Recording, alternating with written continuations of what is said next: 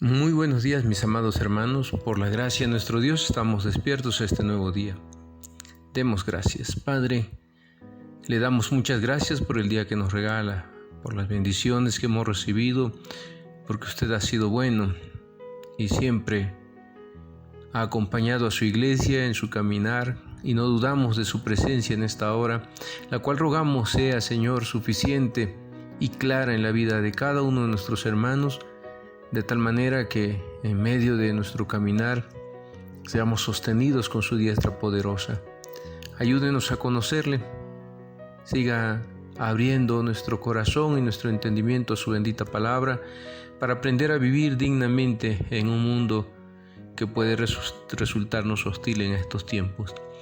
Rogamos esta gracia confiando que así será, Padre bueno, pues lo pedimos en el nombre de su Hijo amado, nuestro Señor y Salvador Jesucristo. Amén. Mis hermanos, el día de ayer estuvimos reflexionando, hemos comenzado la reflexión en la primera carta al apóstol San Pedro, en los primeros 3 versículos, y nos damos cuenta, dijimos acerca de la participación de la Trinidad, como el Padre seleccionó al individuo para que fuera salvo, como el Espíritu Santo nos apartó para el Padre Celestial, y también el resultado de la obra del Padre y del Espíritu Santo es que el individuo respondió al llamado y a la salvación, y la sangre de Jesucristo se roció o derramó en su muerte para limpiar o perdonar los pecados. Así que, escogidos por el Padre, apartados por el Espíritu y perdonados en Jesucristo. Hoy continuamos esta reflexión. La presciencia de Dios no solo enseña que Él sabía de antemano quién sería salvo.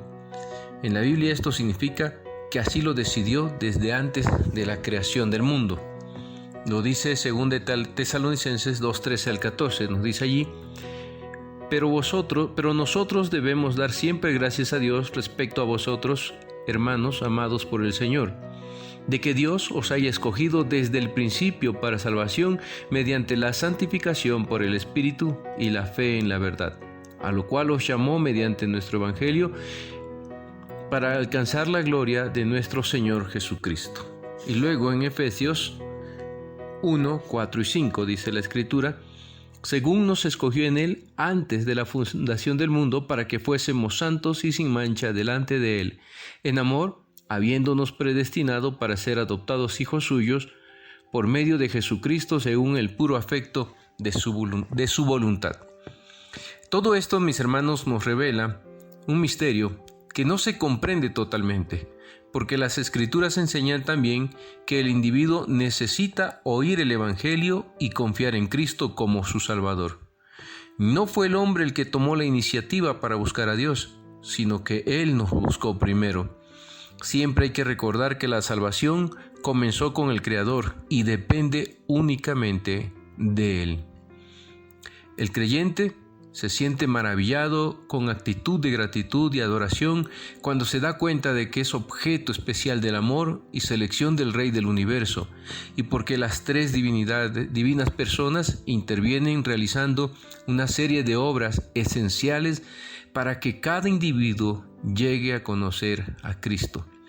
Solo por esta maravillosa obra de la gracia de Dios puede un hombre o una mujer pertenecer al Señor y llegar a ser ciudadano del cielo. Leamos Filipenses 3:20. Aquí la Escritura nos dice en Filipenses 3:20: mas nuestra ciudadanía está en los cielos, de donde también esperamos al Salvador, al Señor Jesucristo. Entonces, por esto debemos sentirnos seguros y animados aún en medio de la hostilidad que encontramos en el mundo. Escogidos desde antes de la fundación del mundo y fuimos llamados para ser ciudadanos del cielo. Nuestro Dios ha preparado para nosotros un lugar especial en su reino eterno. Ahora vayamos al versículo número 3 de Primera de Pedro, capítulo 1. Aquí el versículo 3 nos dice: bendito el Dios y Padre de nuestro Señor Jesucristo, que según su grande misericordia nos hizo renacer para una esperanza viva por la resurrección de Jesucristo de los muertos. Aquí, esperanza es una palabra clave en este versículo 3. El que está en peligro y se siente inseguro e intranquilo, lo necesita urgentemente. Cuánto más en estos tiempos de pandemia, ¿verdad? Urge tener esta seguridad, esta esperanza. Esta cualidad no da lugar a dudas, como la persona que dice, espero que así sea. Ustedes han escuchado esta frase, o tal vez así lo hemos dicho, ¿verdad? Ojalá así sea, espero que así sea. Ese espero todavía está en un ambiente de inseguridad, de ambigüedad. Nosotros, bajo esta esperanza, no tenemos ninguna duda de que Dios hará lo que ha prometido. La esperanza, como se usa en la Biblia, es algo concreto que Dios ha prometido y por lo tanto Dios lo respalda y es segura. Puesto que el Señor afirma esto, entonces cada cristiano puede sentirse maravillosamente optimista con respecto al futuro. Otra vez leo, bendito el Dios y Padre de nuestro Señor Jesucristo, que según su grande misericordia nos hizo renacer para una esperanza viva por la resurrección de Jesucristo de los muertos. Nuestra esperanza no es una esperanza de incertidumbre, no es una esperanza ambigua, es una esperanza viva, es una esperanza de certidumbre. Mis hermanos, si el presente no nos ofrece seguridad y optimismo, entonces necesitamos esperar algo bueno en los días que vendrán. El cristiano tiene un porvenir maravilloso. No debemos quedarnos con tristeza acerca de lo que viene, hermanos. Para el creyente el porvenir está asegurado y es un porvenir maravilloso.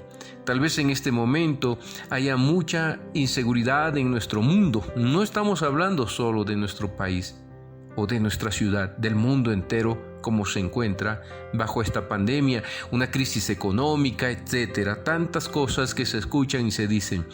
El creyente tiene una seguridad en este tiempo y está mirando al futuro con mucha esperanza porque el porvenir es maravilloso.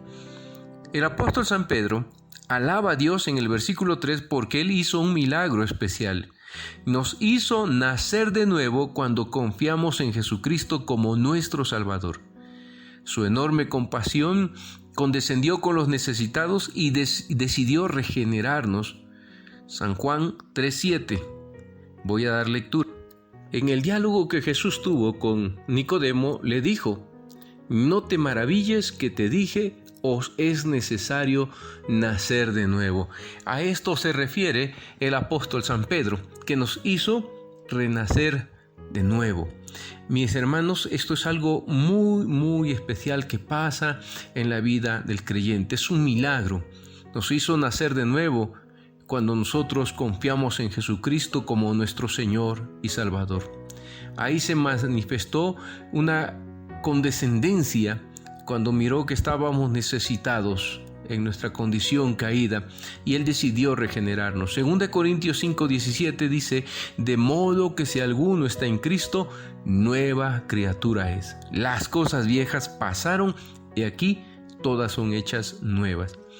Esta misericordia es amplia y suficiente para cubrir cualquier necesidad del hombre o la mujer, por más pecadores que sean. ¿Cuántas veces hemos escuchado personas que dicen, yo no soy digno del amor de Dios, Él no me va a perdonar?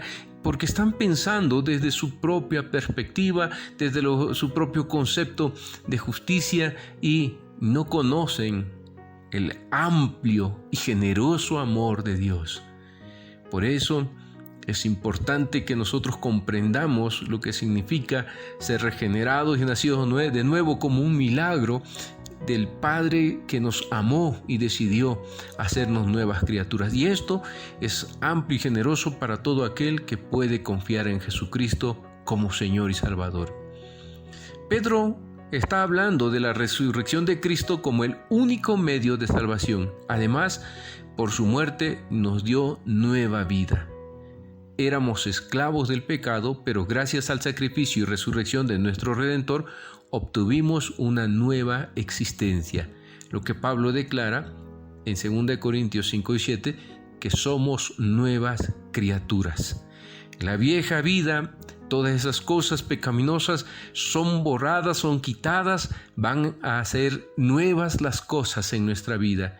Y eso, mis hermanos, implica un cambio de cosmovisión, de entendernos en la vida, nuestra razón de existencia, nuestro presente, nuestro futuro. Todo radicalmente ha de cambiar en ese nuevo nacimiento. De tal manera que diría el apóstol San Pablo que ya no recibimos, que nosotros no tenemos un espíritu de esclavitud, sino el de adopción. Ya no vivimos bajo temor porque ahora podemos decir Abba, Padre.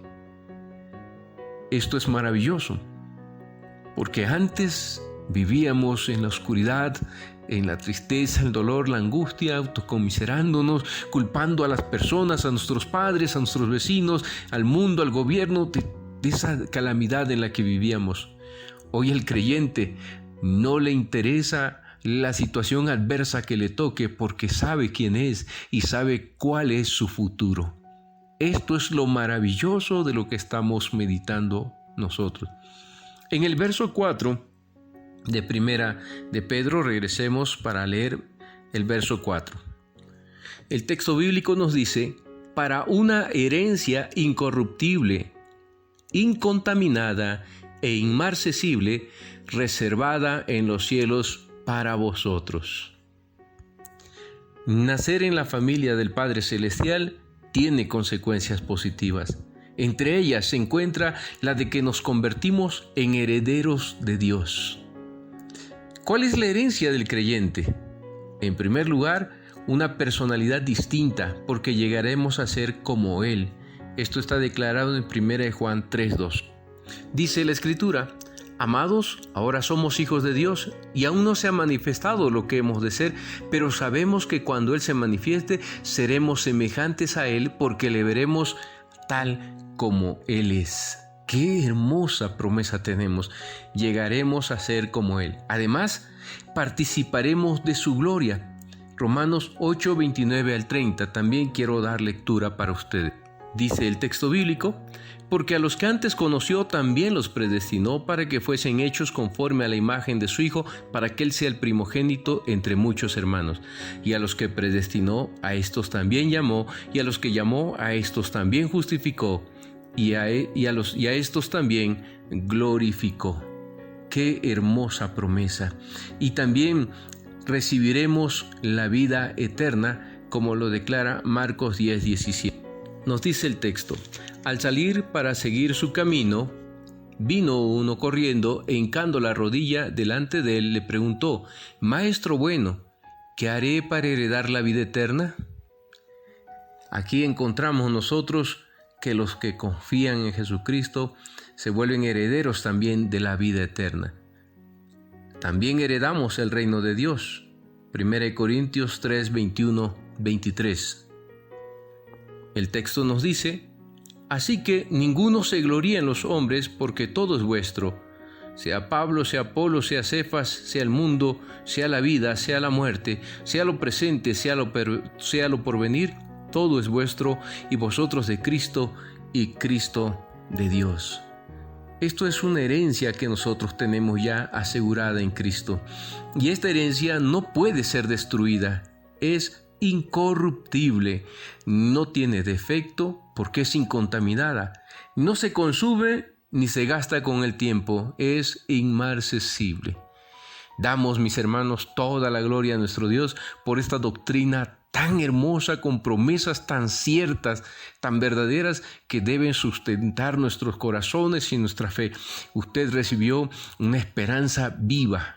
Usted nació de nuevo en Cristo y usted tiene una herencia con todas estas promesas. Qué hermoso es tener esta seguridad.